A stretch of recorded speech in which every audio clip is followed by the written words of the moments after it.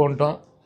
ఈరోజు అంబేద్కర్ గారి జయంతి అయితే నిన్న వైఎస్ జగన్మోహన్ రెడ్డి గారి మీద గురి చూసి నవరగాంతాన్ని కొట్టాలని ఒక ప్రయత్నం చేశారు.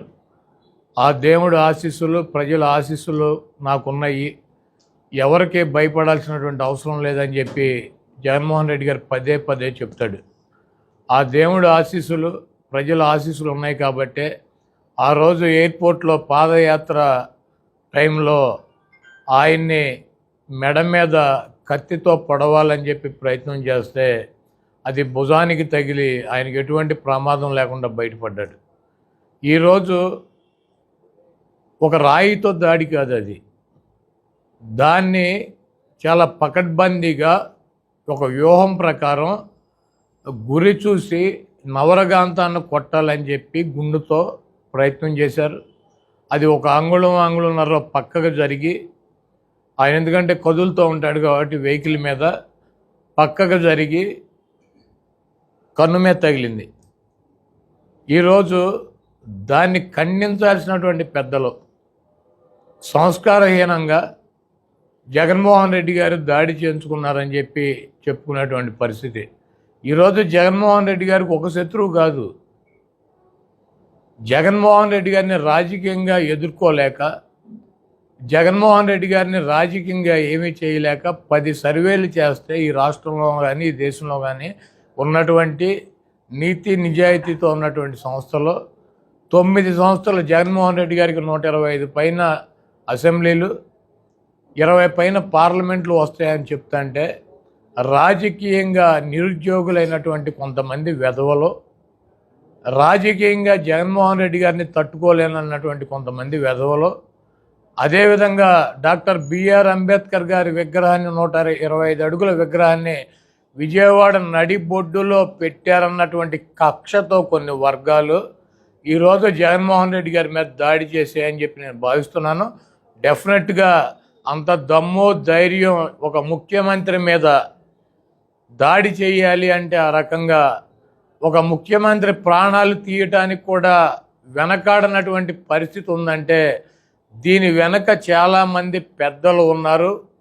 వాళ్ళు ఇచ్చినటువంటి ధైర్యం కావచ్చు, వాళ్ళు ఇచ్చినటువంటి సొమ్ము కావచ్చు, ఈరోజు జగన్మోహన్ రెడ్డి గారి మీద నిన్న దాడి జరిగిందని చెప్పి నేను భావిస్తున్నా. ఎందుకంటే నిన్న మధ్యాహ్నం తుళ్ళూరులో, గుంటూరు జిల్లాలో చంద్రబాబు నాయుడు చెప్పాడు, నేను చూసా, జగన్మోహన్ రెడ్డిని రాళ్లతో కొట్టమని చెప్పి నిన్న మధ్యాహ్నం చెప్పాడు. అతను తుళ్ళూరులో వీడియోస్ ఉన్నాయి. జగన్మోహన్ రెడ్డిని రాళ్లతో కొట్టండి, దుర్మార్గుడు, సైకో, అతని మీద రాళ్లతో దాడి చేయండి అని చెప్పి నిన్న మధ్యాహ్నమే మరి చంద్రబాబు చెప్తే ఈ పచ్చ కుక్కలో ఈ తెలుగు తమ్ముళ్ళు కులాన్మాదంతో ముదిరిపోయినటువంటి పిచ్చి పరాకాష్ఠకెక్కినటువంటి కొంతమంది వ్యక్తులు చంద్రబాబు మాటలు విని జగన్మోహన్ రెడ్డి గారిని చంపడానికి అది ఒక రాయి ఇసిరితే వచ్చి అంత ఫోర్స్గా ఒకళ్ళకి తగిలి పక్కన ఉన్నటువంటి ఎల్లంపల్లికి తగిలి ఈయనకేమో నుదురు మీద చిట్లి పక్కన ఉన్నటువంటి ఎల్లంపల్లికి కూడా అంత గాయం జరిగిందంటే అది ఎంత ఫోర్స్గా వచ్చింది. చేత్తో కొడితే ఈ రకమైనటువంటి కార్యక్రమం జరుగుతుందా? ఇంకోటి చెప్తున్నాడు, ఇందాక ఒక తెలుగుదేశం పార్టీ కుక్క ఒకడు వచ్చి చెబుతున్నాడు, ఏమని, జగన్మోహన్ రెడ్డి గారంట కరెంటు తీయించేశాడంట. ఆయన 18 అడుగుల బస్సు మీద నిలబడి ఉన్నాడు, 18 అడుగుల బస్సు మీద నిలబడి ఉన్నాడు. ఆయన ఒక 6 అడుగులు హైట్ ఉంటాడు, అంటే 24 అడుగులు, 2 అడుగులు చెయ్యి ఎత్తి చెయ్యి ఊపుతున్నాడు. అంటే దాదాపు 30 అడుగుల పైన కరెంటు వైర్లు ఉండవు, కొన్ని వైర్లు కిందకు ఉంటాయి. ఒక ముఖ్యమంత్రి కానీ ఒక ప్రధానమంత్రి కానీ ఒక ర్యాలీ పెట్టుకున్నప్పుడు పైన ఉన్నటువంటి కరెంటు తీగలు తగిలి ప్రమాదం జరుగుతుందని చెప్పి వాళ్ళు వెళ్ళేటువంటి రూట్లో కరెంటు తీసేస్తారు. ఇది ఆనవాయితీ. చంద్రబాబు గారికి సిగ్గులేదు, వీడు ముఖ్యమంత్రి కూడా ఎక్కడ కరెంటు తీయలేదు, వీడు బస్సు ఎక్కితే జగన్మోహన్ రెడ్డి గారు కరెంటు తీయించేశారా?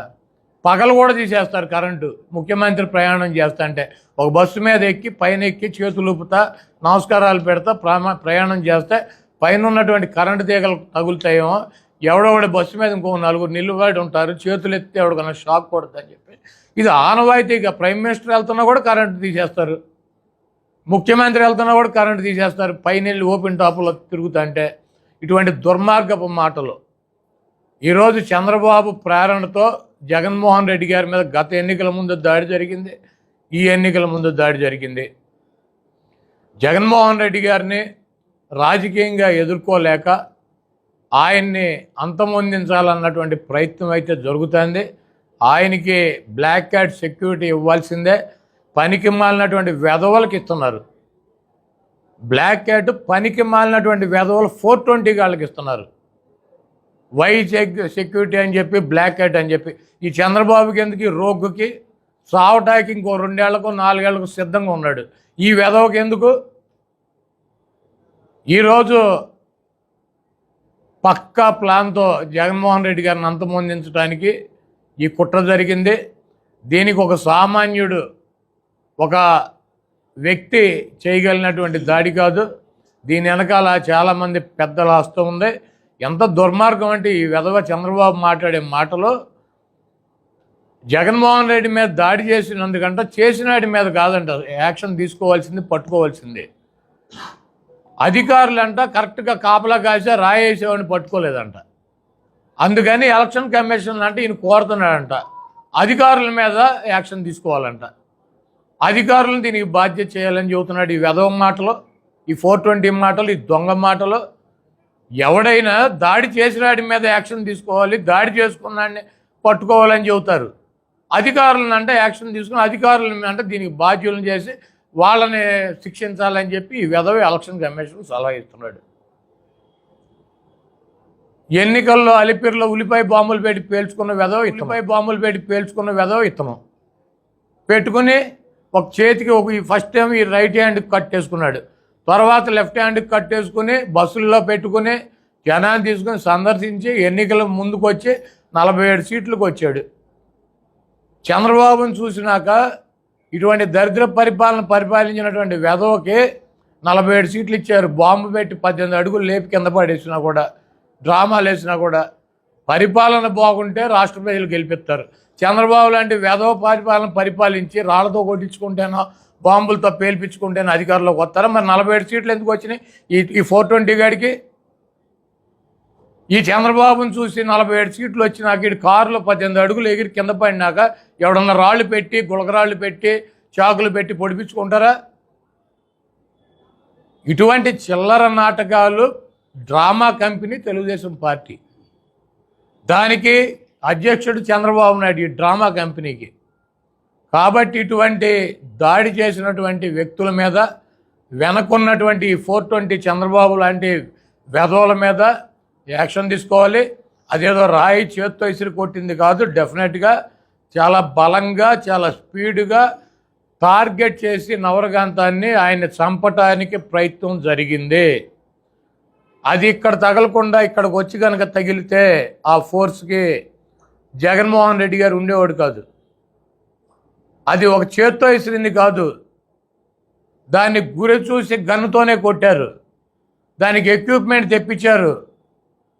జగన్మోహన్ రెడ్డి గారు ఎన్నికల ప్రచారంలో తిరుగుతాడు, ఆయన ఏదో ఒకటి చేయాలన్నటువంటి దుర్మార్గంతో ఇదంతా పక్కా ప్లాన్గా ముందు నుంచే ఉన్నారు. వాళ్ళకి విజయవాడ అయితే కనుక పట్టుకోలేరని చెప్పి, వాళ్ళకు సొంత స్థావరం లాంటి ప్లేస్ అని చెప్పి అక్కడ టార్గెట్ చేసి కొట్టారు. కాబట్టి ఈ చేయించినటువంటి 420 గాళ్ళ మీద, ఆ కార్యక్రమాన్ని చేపట్టినటువంటి వెధవుల మీద ఇమ్మీడియట్లీగా యాక్షన్ తీసుకోవాలి అధికారులు. డెఫినెట్గా ఇటువంటి జరగకుండా ఖండించినటువంటి, ఆయనకు బాగుండాలని చెప్పి కోరుకున్నటువంటి పెద్దలు నరేంద్ర మోడీ గారు కావచ్చు, లేకపోతే కేటీఆర్ గారు కావచ్చు, స్టాలిన్ గారు కావచ్చు, ఇటువంటి పెద్దలందరికీ కూడా వైఎస్ఆర్ కాంగ్రెస్ పార్టీ తరపు నుంచి మేము కృతజ్ఞతలు తెలియజేస్తూ, నరేంద్ర మోడీ గారు ఈ దేశ ప్రధాని, ఆయన దాకా ఈ విషయం వెళ్ళింది కాబట్టి దీని మీద ప్రత్యేకంగా చర్యలు తీసుకోవడానికి ఒక బృందాన్ని ఏర్పాటు చేయాలి. జగన్మోహన్ రెడ్డి గారికి బ్లాక్ క్యాట్ సెక్యూరిటీ ఇవ్వాలి. జగన్మోహన్ రెడ్డి గారిని కాపాడాల్సినటువంటి అవసరం ఈ కేంద్ర ప్రభుత్వం మీద ఉంది.